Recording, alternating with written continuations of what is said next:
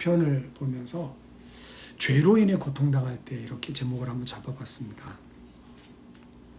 오늘 이 시편을 잘 읽어보면 다윗이 7절에 젊은 시절의 죄악, 젊은 시절의 죄와 허물 표현했고 11절에 나의 죄악 이렇게 표현했습니다. 그래서 그 죄로 말미암아서 문을 열어주고 그 죄로 말미암아 고통이 찾아오고 그 고통으로 말미암아 나뿐만 아니라 지금 이스라엘 전체가 어려움을 당한 그런 형국인 것 같습니다.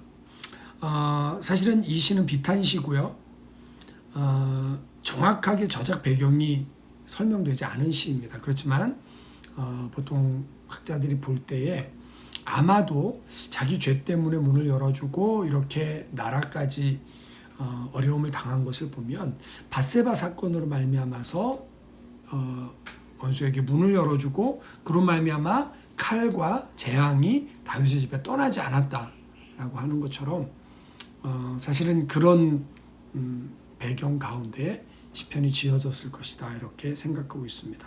자, 그래서 오늘 저희는 7절부터 좀 넘어가겠습니다. 시편이기 때문에 꼭 1절부터 마지막 절까지 쭉 가야 되는 이유는 없습니다.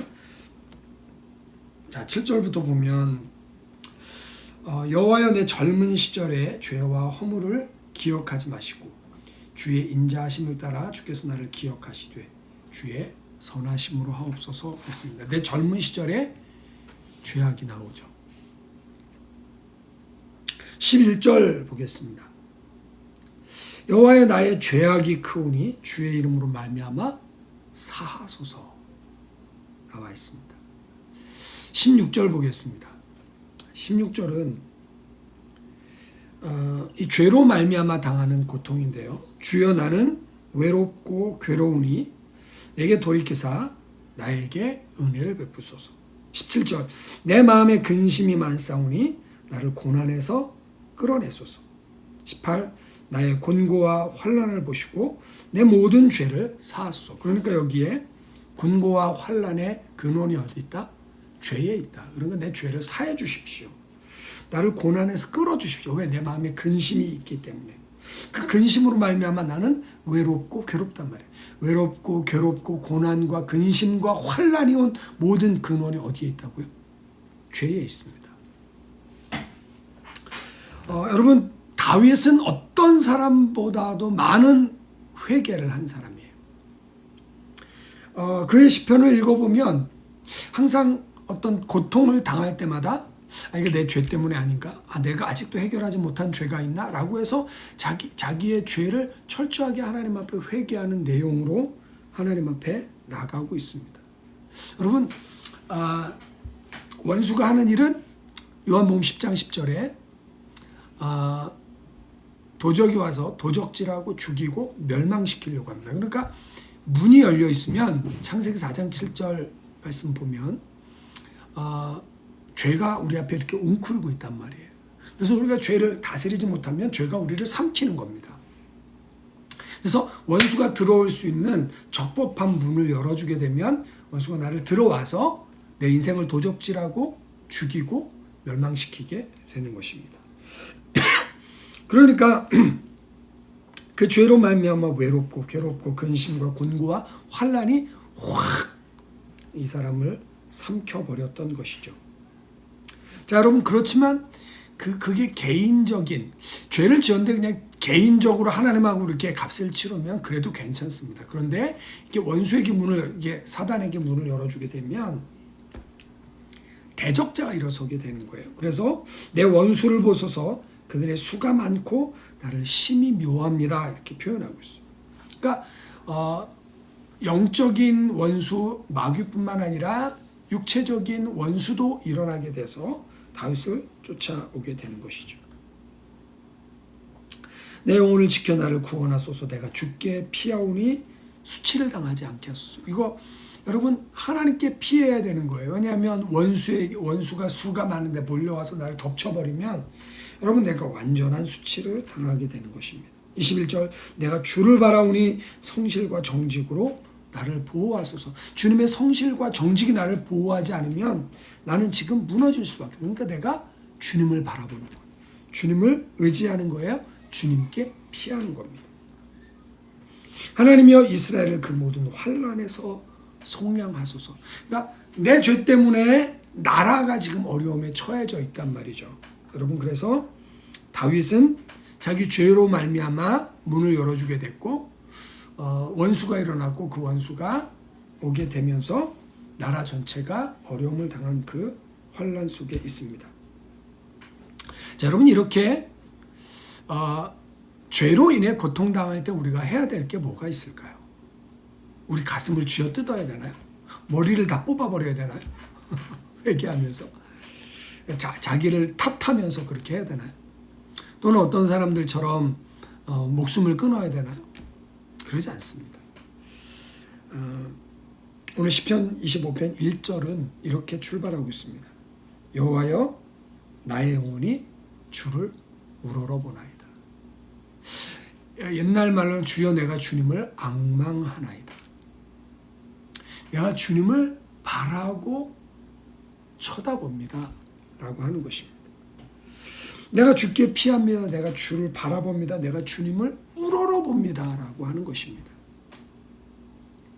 여러분, 우리가 주님을 우러러보는 건 뭐죠?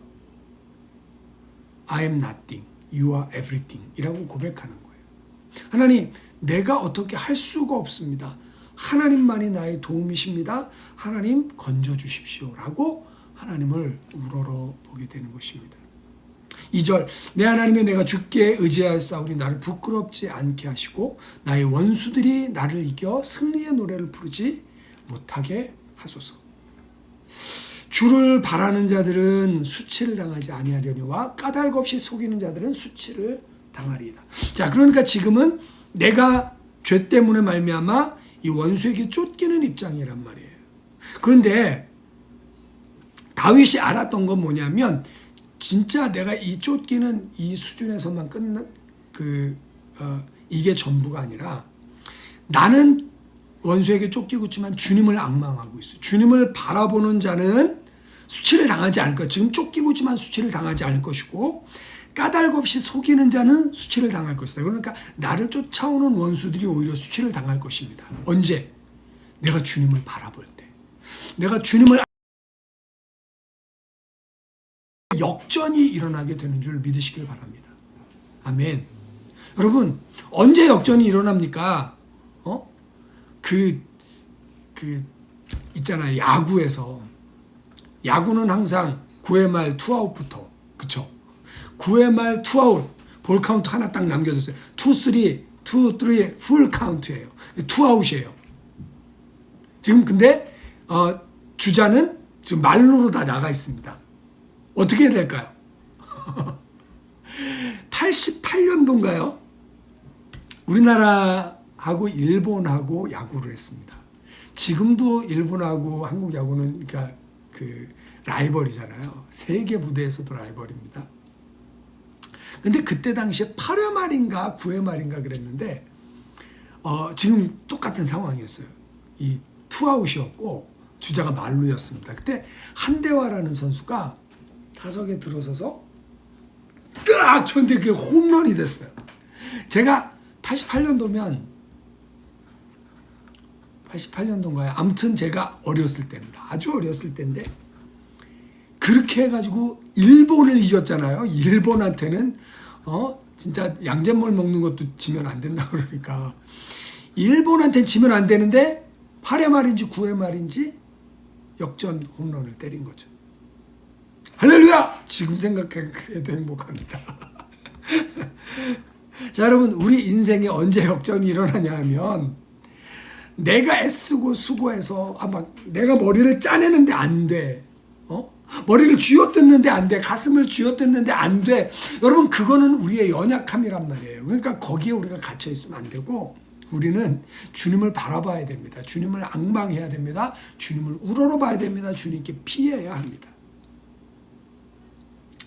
그렇게 4절 말씀해 보니까 하나님, 내가 주님께 피해서 주의 도를 알길 원합니다.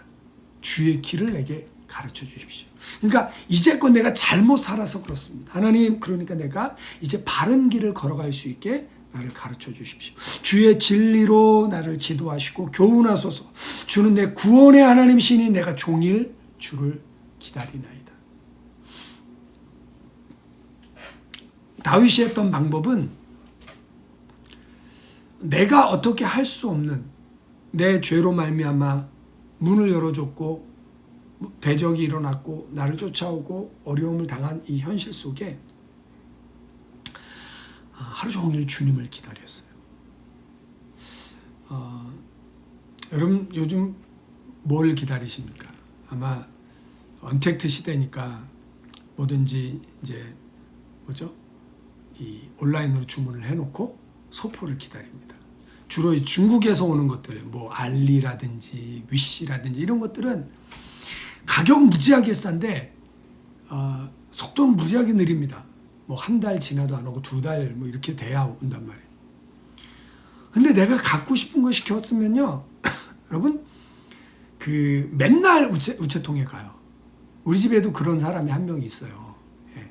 돈이 생기면 알리나 뭐 이런 값싼 데서 뭐 대단하지도 않아. 짜잘한 거 이렇게 뭐 2불짜리, 3불짜리 이렇게 시켜놓고 맨날 우체통 왔다 갔다 합니다. 여러분, 우리가 그렇게 주님을 기다리나요? 우리가 정말 주님께로부터 오는 위로를 그렇게 기다리나요? 주님은 사실 우리에게 위로를 주고 싶은데, 주님은 우리에게 말씀하고 싶은데, 사실 우리가 주님을 기다리지 못하는 것 아닌가 돌아보게 됩니다. 6절 이렇게 말합니다. 여호와여, 주의 긍휼하심과 인자하심이 영원부터 있었사오니 주여 이것들을 기억하소서. 여호와여, 내 젊은 시절의 죄와 허물을 기억하지 마시고 나의 모든 행실을 주여 기억 마시고 바른 길로 인도하소서. 주의 긍휼하심과 인자하심을, 그래서 주의 인자하심을 따라 주께서 나를 기억하시되 주의 선하심으로 하옵소서. 하나님, 저 잘못한 거 이렇게 카운트했다가 이럴 때 이렇게 다 쏟아붓고 넌만 그러니까 네가 잘못했으니까 그렇지 마, 이렇게 하지 마시고, 주님, 내 젊었을 때의 그 죄와 허물을 기억하지 마시고 주님의 인자하심을 따라 주님의 선하심으로 나를 기억해 주십시오. 여러분, 우리를 서게 하는 것은 우리의 의가 아닙니다. 우리가 죄 가운데 고생할 때, 죄 가운데 어려울 때에 해야 될 것은 주님을 바라보며 회개하는 일이에요. 자기를 완성시키기 위해 노력하지 않아도 된다는 것입니다. 자기를 완성시키려고 노력하면 할수록 점점 더 완성되지 않는 자기 때문에 무너질 수밖에 없어요. 오늘도 우리에게 필요한 것은 예수님의 보혈입니다. 주보혈, 능력이 있도다. 주의 보혈, 능력이 있도다. 주의 피 믿으오. 내 죄를 해결할 수 있는 것은 내 의가 아니란 말이에요. 나를 완성시켜서, 내가 보수해서, 내가 잘못했던 것들을, 실수를 만회해서 하나님 앞에 인정받을 수 있는 게 아니에요. 어떻게 해야 됩니까? 모세가 장대 위에 놋뱀을 달았습니다. 뱀에 물린 사람마다, 불뱀에 물린 사람마다 이 놋대 위에 장대를 봐라, 놋뱀을 봐라, 보는 자마다 살리라. 보는 사람들은 살았습니다. 그런데 여전히 자기의 이 독을 빼내려고 애를 썼던 사람들은 다 죽고 말았어요. 우리에게 필요한 것은 예수님의 의입니다. 우리에게 필요한 것은 예수님의 이름입니다. 우리에게 필요한 것은 예수님의 보혈이에요. 원수가 다가올 때, 마귀가 다가올 때, 내 인생을 도적질하고 죽이고 멸망시키려고 올 때 내가 외칠 것은 예수의 이름으로 명령하노니 나를 떠나갈지어다. 예수 피로 명령하노니 떠나갈지어다. 그럼 마귀가 떠나갈 줄 믿습니다. 마귀는 틈을 보고 있어요. 우리를 삼키려고 웅크리고 있단 말이에요. 그래서 우리가 실수하면 그 실수를 휘집고 들어가서 얼마나 우리의 내면을 공격하나 모릅니다. 너는 그거밖에 안 돼. 너는 하나님도 너를 용서하지 못해. 야, 네가 너 양심상 봐봐. 라고 우리 자신을 얼마나 공격하는지 몰라요. 그래서 우리에게 필요한 것은 내 의가 아니고 내 완전함이 아니고 하나님의 인자하심과 하나님의 선하심인 줄 믿습니다. 여러분, 그렇게 하나님을 우러러보시는 저와 여러분 되시기를 예수님의 이름으로 축원드립니다. 8절부터 보면 여호와는 선하시고 정직하시니 그러므로 그의 도로 죄인들을 교훈하시리로다. 주님께서 하나님께서 우리를 교훈하신다는 거예요. 그 도로 주님의 도를 알려주십시오. 주님의 진리로 나를 가르치십시오 라고 했더니 그분의 그분의 가르침으로 교훈하시고 또 9절 온유한 자를 정의로 지도하시며 무엇이 옳은지를 뭐가 의인지를 지도해 주시는 거예요. 온유한 자에게 그의 도를 가르치시리로다. 10절 여호와의 모든 길은 그 언약과 증거를 지키는 자에게 인자와 진리로다. 여러분 진리의 말씀을 지키는 사람들에게 복이 있을 줄 믿습니다. 12절 여호와를 경외하는 자 누구냐? 경외한다는 건 뭐라 그랬죠? 좋아하는 거예요. 무서워하는 게 아니라 좋아하는 겁니다.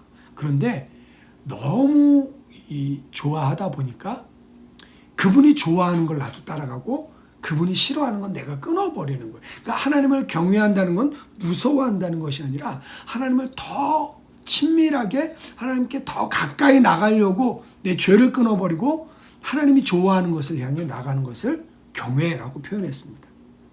자, 여호와를 경외하는 자 누구냐? 그가 택할 길을 그에게 가르치시로다. 어떤 길을 택해야 될지 하나님이 가르치시는 거예요.